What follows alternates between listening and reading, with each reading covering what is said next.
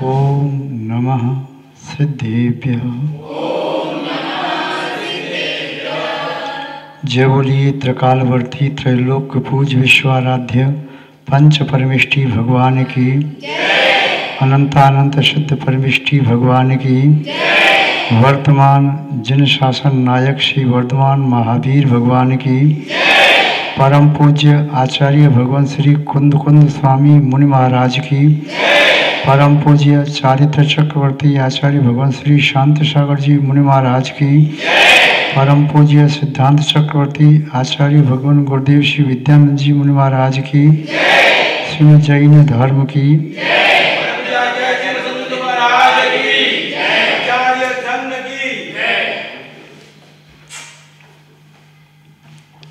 जैनम जयतु शासनम विश्व कल्याणकारकम। उपस्थित धर्म स्नेही सत श्रद्धालु भव्यवर पुंडरीक पुण्यात्मा महानुभाव, यहाँ पर आचार्य भगवान श्री कुंद स्वामी द्वारा विरचित समय सार ग्रंथ की वाचना चल रही है, जिसमें द्वितीय अधिकार की कुछ गाथाएं देखी। आज द्वितीय अधिकार की गाथा नंबर 49 के संबंध में चर्चा करेंगे। द्वितीय अधिकार अजीवाधिकार है। जैसा देखा 39, 40, 41, 42, 43 5 गाथाओं में अन्य मतावलंबी आत्मा के संबंध में क्या विचार रखते हैं, उनकी क्या धारणा मान्यता है, उसको बताया। 44, 45 गाथा में खंडन किया। 40वीं गाथा में भी व्यवहार निश्चय का स्वरूप बताया। विगत दिवस देखा था 47 नंबर की गाथा और 48 नंबर की गाथा, जिसमें आचार्य महोदय ने व्यवहार और निश्चय दोनों के माध्यम से जीव के स्वरूप को समीचीन रूप से प्रस्तुत किया। उदाहरण दिया, राजा जा रहा है बहुत बड़ी विशाल सेना के साथ। किसी ने पूछा ये शोरगुल किसका है? राजा जा रहा है। इतना विशाल समुदाय, लगभग उसकी सेना कई किलोमीटर क्षेत्र में है। व्यवहार से यही कहा जा रहा है कि राजा जा रहा है। निश्चय से देखा जाए तो राजा एक है, अनेक नहीं। किंतु व्यवहार से कहने पर वह सभी सेना राजा के शब्द में गर्वित हो जाती है, अंतर्निहित होती है। ऐसे ही एवं जीवराया, ये जीव है। उसी प्रकार से व्यवहार से देखा जाए तो जीव की व्यवहार परिणति, चाहे जीव के राग द्वेष आदि विकारी परिणाम हैं, अध्यवसान, चाहे जीव के उपशम क्षयवशम औदिक आदि भाव हैं, चाहे जीव की अन्य अन्य दशाएं हैं जो विभाव, द्रव्य पर्याय, चाहे किसी भी पर्याय में है, वह जीव है। चाहे वह जीव अन्य बाह्य आवरणों को ग्रहण करके बैठा है, वस्त्र आभूषण आदि को, तब इसे जीव कहा जा रहा है। ये नहीं कहा जा रहा कि ये मुकुट है, ये हार है, ये कुंडल है, ये बाजूबंद है। वो सबको जीव ही कहा जा रहा है। या उसके साथ शरीर पर बाल आदि लगे हैं, या शरीर पर बोझा रखा हुआ है, गधा है, ऊँट है, बैल है, हाथी है, घोड़ा है, भार लेकर के चल जा रहे हैं। पूछा कौन है? घोड़ा जा रहा है, गधा जा रहा है, हाथी जा रहा है। उसके ऊपर जो वस्तु रखी है उस वस्तु को भी उसी में अंतर्निहित कर लिया, अलग से नहीं किया। ऐसे ही जीव के अंदर विद्यमान जो भी विभाव प्रवृत्ति रूप भाव हैं, शुद्ध निश्चय से हटते हुए जीव की जो भी जितनी भी विकृत अवस्थाएं हैं उन सबको व्यवहार ने जीव कहता है, किंतु शुद्ध निश्चय ने कहता है ऐसा नहीं है। शुद्ध निश्चय ने जीव की शुद्ध दशा को ही जीव कहता है, अशुद्ध दशा को नहीं। व्यवहार ने कहता है कि ये विकृत अवस्था है, वैभाविक परिणति है, यह भी जीव की है, क्योंकि औषमिक आदि भाव हैं, ये जीव के असाधारण भाव हैं, जीव के अतिरिक्त अन्य किसी द्रव्य में नहीं हो सकते। इसलिए कहता है क्या ये भाव धर्म द्रव्य, अधर्म द्रव्य, आकाश द्रव्य, काल द्रव्य में संभव है? क्या ये भाव पुद्गल द्रव्य में संभव है? आप कहेंगे नहीं। तो नहीं, जिसमें संभव है उन भावों के सहित जीव को मानने में क्या बाधा है? इसलिए व्यवहार ने अपना तर्क देते हुए वह जीव कहता है कितनी भी अशुद्ध दशा हो जाए, यहाँ तक कि एक निगोदिया शरीर में अनंत जीवों का वास है, तब भी वह कहता है ये जीव है। और चाहे वह एक जीव अपना स्वतंत्र शरीर रखता है, तब भी वह शरीर सहित जीव है। व्यवहार ने राग द्वेष आदि भाव कर्म, ज्ञान वर्ण आदि द्रव्य कर्म और औदारिक शरीर आदि नो कर्म, इनसे युक्त जीव को जीव कहता है। वह ये नहीं कहता कि जीव नहीं है, किंतु व्यवहार ने के माध्यम से किया गया कथन व्यवहार की अपेक्षा से सम्यक है, शुद्ध निश्चय ने की अपेक्षा से नहीं। शुद्ध निश्चय ने कहेगा यदि जीव के साथ एक परमाणु भी लगा हुआ है तब भी उसे शुद्ध जीव में गण नहीं करेगा। शुद्ध निश्चय ने जीव की परम शुद्ध दशा को ही स्वीकार करता है, किंचित भी अशुद्धि को स्वीकार नहीं करता। यहाँ पर गाथा नंबर 49 में जीव की शुद्ध दशा को बता रहे हैं कि जीव में क्या है क्या नहीं है। जो व्यवहार की अपेक्षा से जीव के अंदर उस वस्तु को माना था, अशुद्ध दशा को स्वीकार कर लिया था, किंतु निश्चय शुद्ध निश्चय नहीं से वह नहीं है। आचार्य महोदय के शब्दों में देखें, अरस मरूवम गंधम अपतम चेयणा गुण मसद्दम जान अलिंग गहणम जीवमणि दिट्ठ संठानम। यहाँ पर आचार्य महोदय ने जो भी लक्षण कहे उन लक्षणों से विरहित जीव कहा, अरस अरूप इत्यादि कहे। एक बात विचार करने के योग्य है, ये सभी जो लक्षण जिनसे रहित जीव है, ये सभी लक्षण सब पुद्गल के हैं। किसके हैं? पुद्गल द्रव्य के हैं। इनमें से कोई भी लक्षण ऐसा नहीं है जो धर्म द्रव्य का हो, अधर्म द्रव्य का हो, आकाश द्रव्य का हो या काल द्रव्य का हो। ये सभी पुद्गल द्रव्य के हैं। इनसे ही रहित जीव क्यों कहा? ये भी कह देते कि जीव वह है जो आकाश की तरह से नहीं है, अवगाहना देने में असमर्थ है, या यूँ कह देते जो अन्य जीव पुद्गलों को चलाने में असमर्थ है, जो अन्य जीव पुद्गलों को ठहराने में असमर्थ है, जो अन्य जीव और अजीव को परिणमन कराने में असमर्थ है, ये भी तो कहा जा सकता था, किंतु ऐसा आचार्य महोदय ने कहा नहीं। क्यों नहीं कहा? यदि आप थोड़ा शांति से विचार करेंगे तो ज्ञात होगा, कोई भी जीव किसी भी काल में किसी भी क्षेत्र में पुद्गल के अतिरिक्त अन्य द्रव्यों के साथ एक में एक नहीं होता। अनादिकाल से जीव के साथ पुद्गल लगा हुआ है। ये चार द्रव्य जो धर्म आदि हैं वो तो अनादिकाल से शुद्ध थे, हैं, रहेंगे। वह किसी भी द्रव्य को ग्रहण नहीं करते और किसी भी द्रव्य के साथ मिलते नहीं।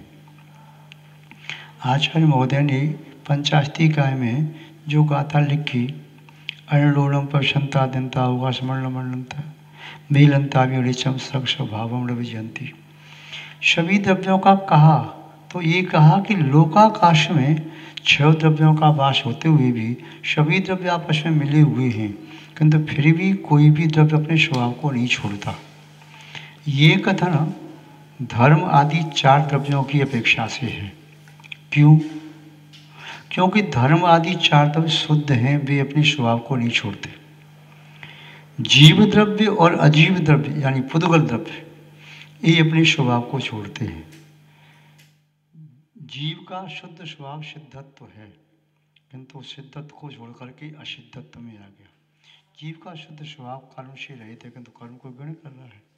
जीव का शुद्ध स्वभाव अमूर्तिक है, किंतु अमूर्तिपने को प्राप्त हो गया। क्यों? बंद की अपेक्षा से। तो जीव में कर्म है, उस कर्म का उदय भी आता है, उसका फल भोगता है। कर्म का उपशम भी होता है, उसका भी फल प्राप्त करता है। कर्म का शुभशम भी होता है, उसका फल भी प्राप्त करता है। और कथनचित जीव की मति ज्ञान आदि पर्याय भी जीव कहलाती हैं, उन्हें अजीव नहीं कहते, क्योंकि मति ज्ञान आदि किसी अजीव द्रव्य में संभव नहीं है।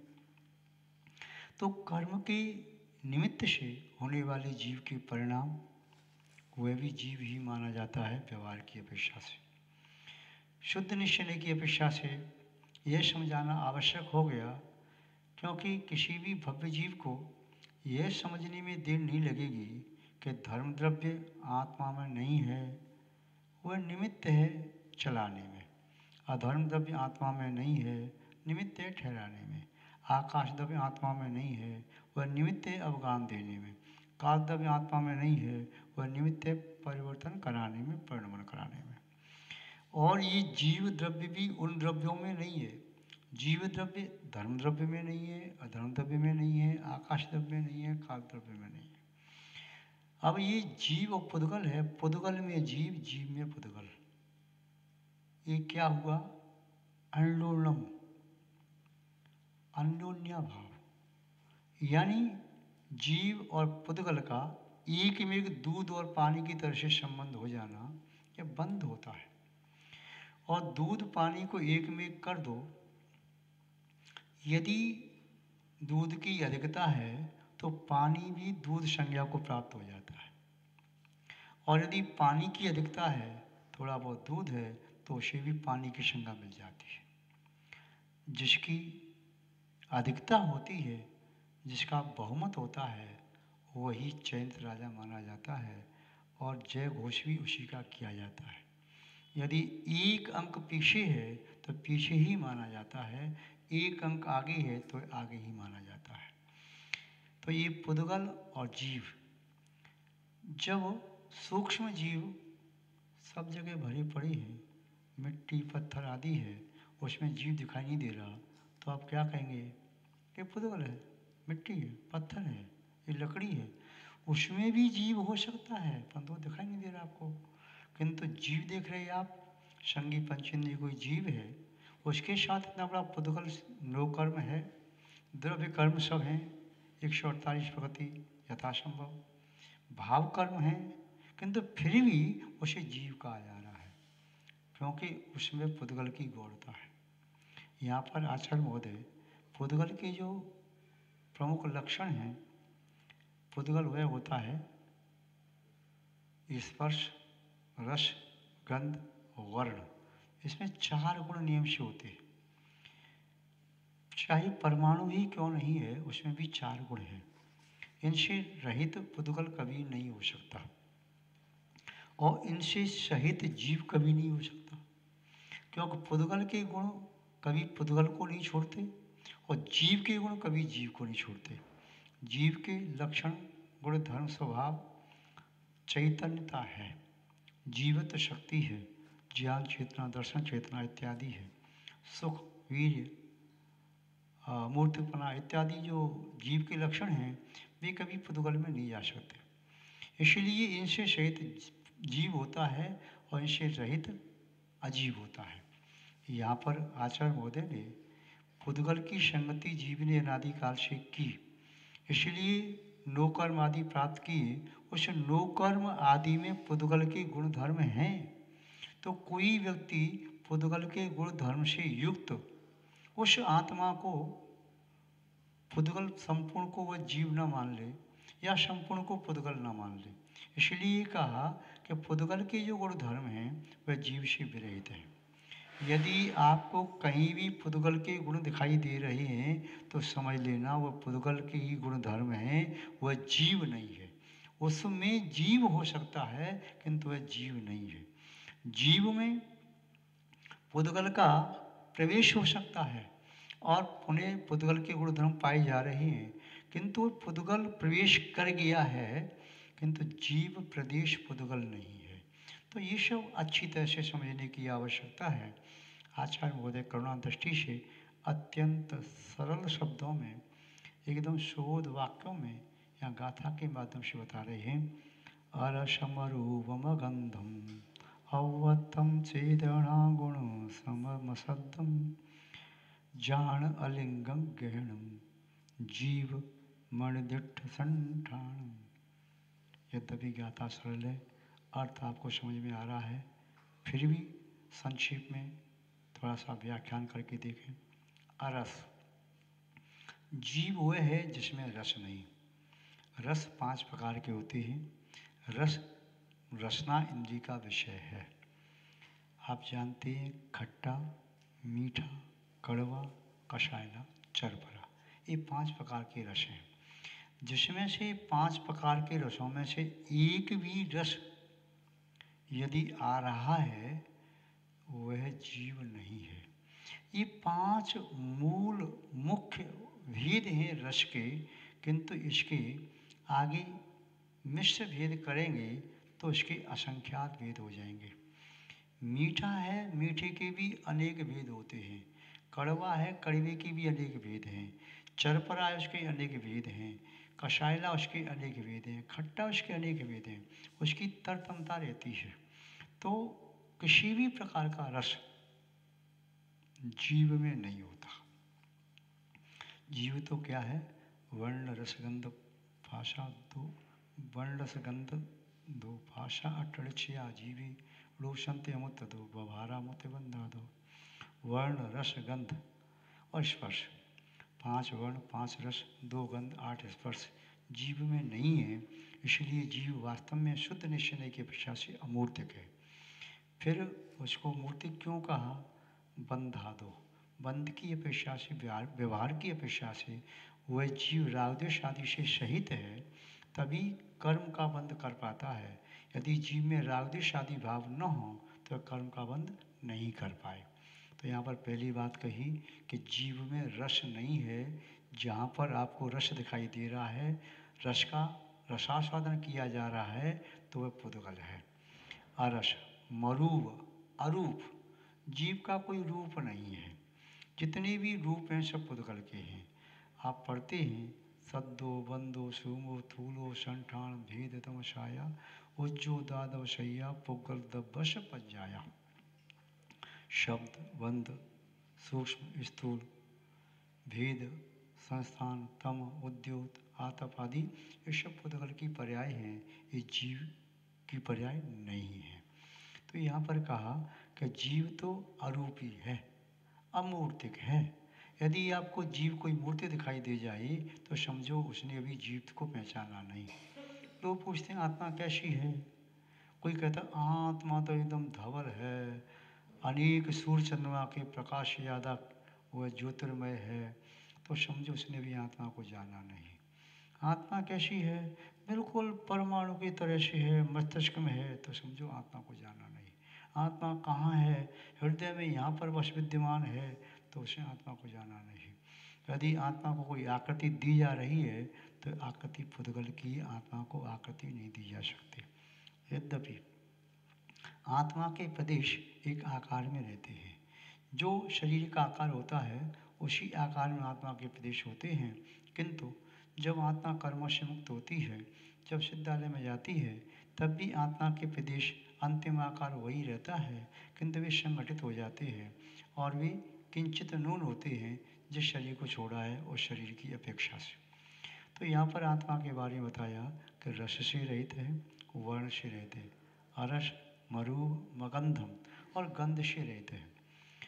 गंध के मुख्य 2 भेद हैं। जैसे रस के मुख्य 5 भेद थे, वर्ण के मुख्य 5 भेद थे, ऐसे गंध के मुख्य 2 भेद हैं। वर्ण के 5 भेद मुख्य हैं, किंतु वर्णों को आपस में मिला करके बनाओगे तो असंख्यात प्रकार के रंग हो जाएंगे। उनमें से किसी भी प्रकार का रंग आत्मा का रंग नहीं है। गंध मुख्य 2 हैं, सुगंध और दुर्गंध, किंतु सुगंध के भी असंख्यात भेद हैं और दुर्गंध के भी असंख्यात भेद हैं। किसी भी प्रकार की गंध आत्मा में नहीं है। जिसमें से गंध आ रही है वह नियम से पुद्गल है, अन्य कोई द्रव्य नहीं हो सकता।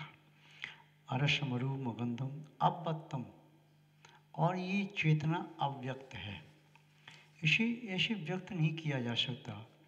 जैसे बीज से वृक्ष पैदा हो गया, या किसी भी बात को कहने में शब्दों में व्यक्त करना चाहें तो नहीं कर सकते।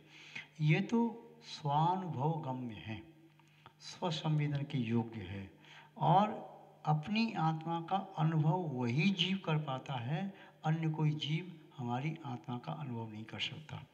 अनंतानंद सिद्ध परमेष्ठी सिद्धालय में विराजमान हैं, वे सिर्फ और सिर्फ अपनी आत्मा का अनुभव करते हैं।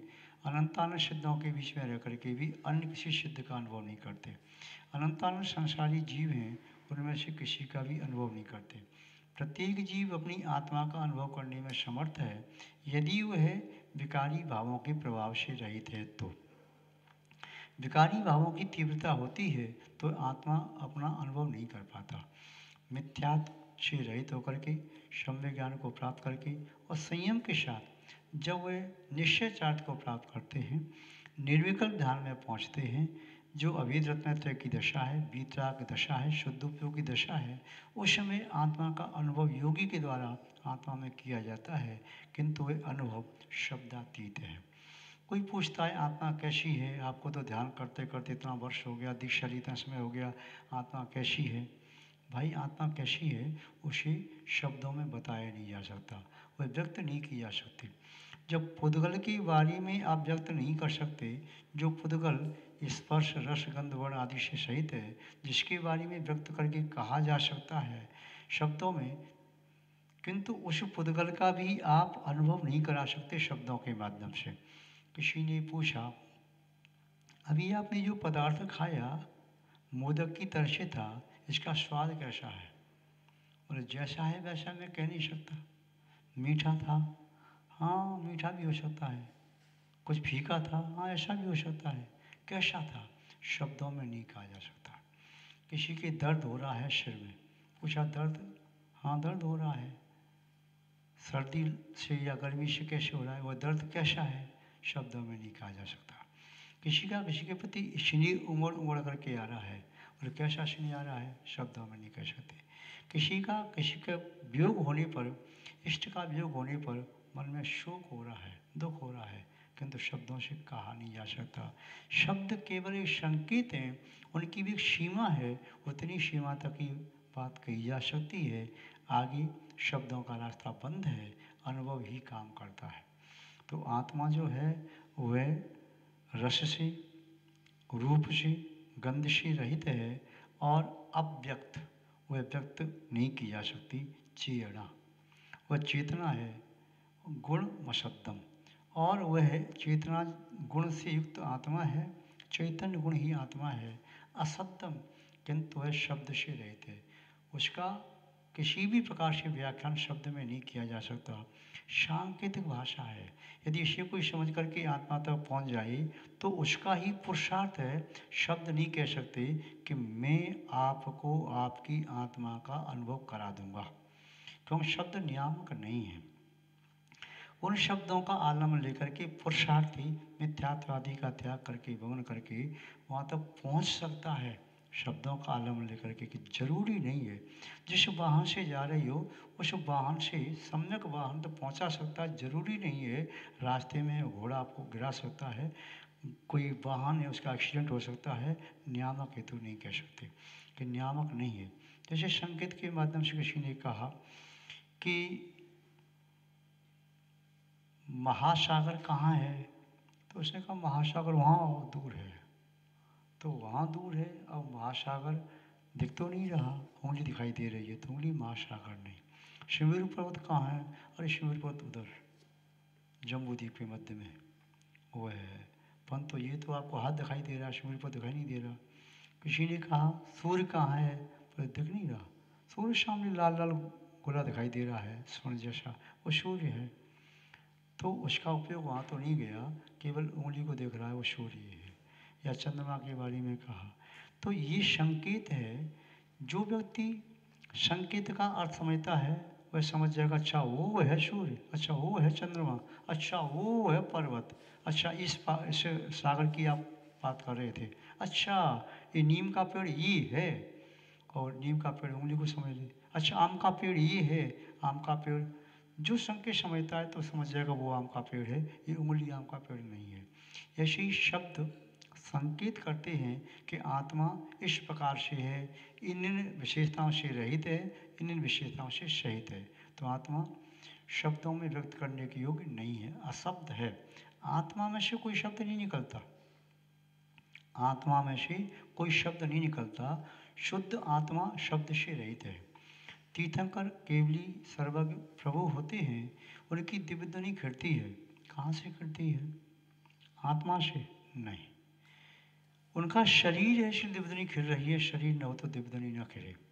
आप कहेंगे कि प्रत्यक्ष ज्ञान होता है, अवधि ज्ञान, मन प्रज्ञान, केवल ज्ञान, ये तो प्रत्यक्ष आत्मा से प्रकट होता है। हाँ कोई बात नहीं, केवल ज्ञान आत्मा से प्रकट होता है, आत्मा में प्रकट होता है, किंतु बाह्य प्रकट होगा तो आत्मा से प्रकट नहीं होगा। बाह्य प्रकट होगा तो शरीर का आलम्बन लेके प्रकट होगा। वह केवल ज्ञान जब तक अग्राही है तब तक केवल ज्ञान है, उनके अंदर है। जब वर्गणाएँ खिल गई तो वे वर्गणाएँ भाषा का रूप ले सकती हैं, वे वर्गणाएँ मार्ग जाति के द्वारा भाषा अवस्था प्राप्त हो सकती हैं। किंतु जब उस अवस्था को प्राप्त होंगी तब वे केवल ज्ञान न रहेंगी, शुद्ध ज्ञान बन जाएंगी। जब तक केवल ज्ञान में झलक रहा है तब तक वह केवल ज्ञान है। दिव्य ध्वनि खंडी के उपरांत वह केवल ज्ञान ही रहता है।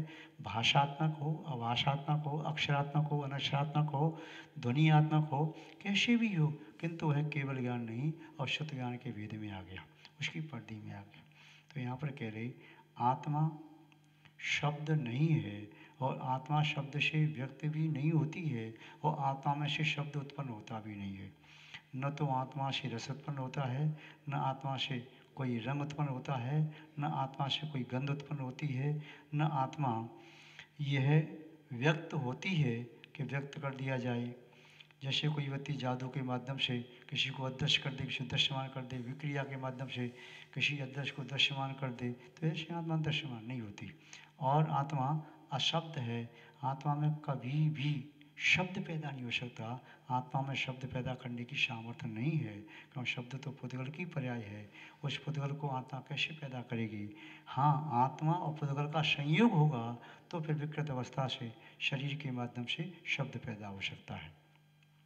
आगे आचार्य महोदय कह रही हैं, जान अलिंग गणम।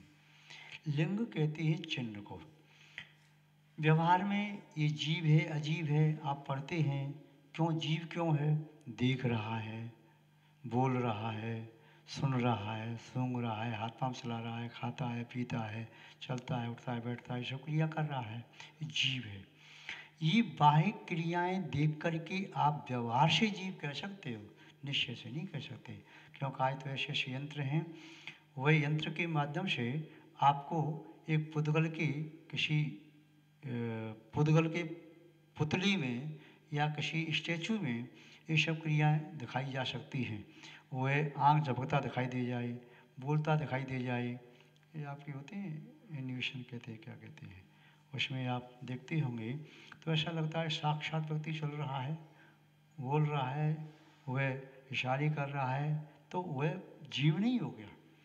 तो यहाँ पर कहा कि पुद्गल है, किंतु पुद्गल के माध्यम से तो आपने ग्रहण किया जीव को, किंतु शुद्ध जीव को ग्रहण नहीं किया जा सकता। लिंग यानी चिन्ह, आत्मा का कोई चिन्ह नहीं है जिस बाह्य चिन्ह को प्रकट देख करके आप कह दें ये आत्मा है। आपने किसी शरीर को देखा और आपने कहा वो आत्मा है, किंतु जब पास में जाकर के देखा तो मुर्दा टंगा हुआ था। तो आत्मा का कोई चिन्ह नहीं। जान अलिंगम गैणम, ये लिंग के द्वारा चिन्ह के द्वारा गैण नहीं हो सकता, ऐसा जानो।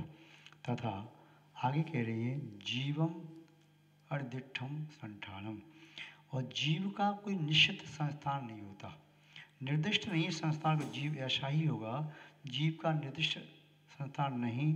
जैसे शरीर में पहुंचता है आत्मा के प्रदेश उसी आकार को स्वीकार कर लेते हैं। और जब जीव शरीर से रहित हो जाता है तो आत्मा के प्रदेश मुक्त हो जाते हैं, किंतु छोड़े हुए शरीर की आकृति रूप होते हैं, अमूर्तिक होते हैं। आप कहेंगे जब वे अमूर्तिक हैं तो छोड़े हुए शरीर की आकृति कैसे धारण करते हैं?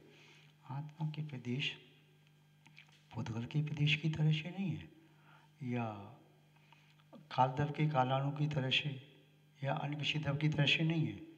जैसे माना कि आपने लोकाकाश कह दिया, क्षेत्र का जहाँ वास है, आपने धर्मदेव को कह दिया लोकाकाश में ही है, और धर्मदेव को कह दिया लोकाकाश में ही है, उसका यही आकार है तीन लोक के नक्शे की तरह से। ऐसे जीव का कोई निर्दिष्ट आकार नहीं है। मोक्ष होने पर भी जो 3.5 हाथ के यदि केवली हुए, या 7 हाथ के केवली हुए, या 10 हाथ के हुए, या 100 हाथ के हुए, या 1000 हाथ के, 2000 हाथ के, 2100 हाथ के केवली हुए, और वे उससे शरीर को त्याग करके मोक्ष गए, तो उनके आत्मा के उपदेश किंचित कम होंगे, तो वह आकार वही आकार रहेगा। कर्म नष्ट हुए तो कर्मों को आत्मा के उपदेशों को दूसरा आकार देने वाला कोई कारण नहीं। अभी संसार की दशा में हमारी आत्मा के प्रदेशों को जो आकार मिल रहा है कर्म के वजह से मिल रहा है। कर्म नष्ट हुआ तो जैसे प्रदेश मुक्त हुए, तो जिस अवस्था में मुक्त हुए उसी अवस्था में रहते। जैसे संसारी प्राणी दूसरी गति में जाता है तो विग्रह गति में गत्यान पूर्वी का उदय जब रहता है तो आत्मा के प्रदेश उसी आकार में रहते हैं जिस शरीर को छोड़ा था, किंतु वे प्रदेश फिर भी मूर्तिक हैं, क्योंकि उस आत्म प्रदेशों में तेजस शरीर है और कारमान शरीर है। किंतु सिद्ध परमिष्टि तेजस शरीर से भी रहते हैं, कारमान से भी रहते हैं, आहारक वैक्रिक औदार सबसे रहित हैं, इसलिए उनका ऐसे कोई आकार निर्दिष्ट नहीं किया जा सकता, संस्थान निर्दिष्ट नहीं किया जा सकता। किंतु हाँ, वह आत्मा एक अनुभूति रूप है। जो आत्मा के स्वभाव को नहीं समझ पा रही है, नहीं जान पा रही है, फिर सोचते हैं आत्मा कैसी होगी, कूटस्थ आत्मा कैसे देखती होगी, क्या करती होगी। आत्मा स्वयं अपने आप में लीन है, अपने गुणों में लीन है, वह स्थिर हो गई। एक परमाणु जितने आकाश को घेरता है उतने प्रदेश में अनंतानंत सिद्धों का वास हो सकता है। इतना सूक्ष्म आत्मा का अस्तित्व है। वह सूक्ष्म अस्तित्व ऐसे कभी भी ज्ञान गोचर नहीं होता। वह जब पुद्गल के साथ है तभी ज्ञान गोचर होता है। तो जितने भी शुद्ध परमिष्टि हैं वे अपनी आत्मा में लीन हैं। उन्हें अपनी आत्मा की लीनता, आत्मा के गुणों के भोग के अतिरिक्त कुछ भी काम नहीं, वे कुछ नहीं कर रहे। जैसे पहले भी आपको बताया था कि व्यवहार में कहा जाता है कि वे अनंत सुखी हैं, उनके पास अनंत शक्ति है, उनके पास अनंत ज्ञान है, अनंत दर्शन है, सब व्यवहार की भाषा हैं। वे लोक को देख रहे हैं, जान रहे हैं, सब व्यवहार की भाषा हैं।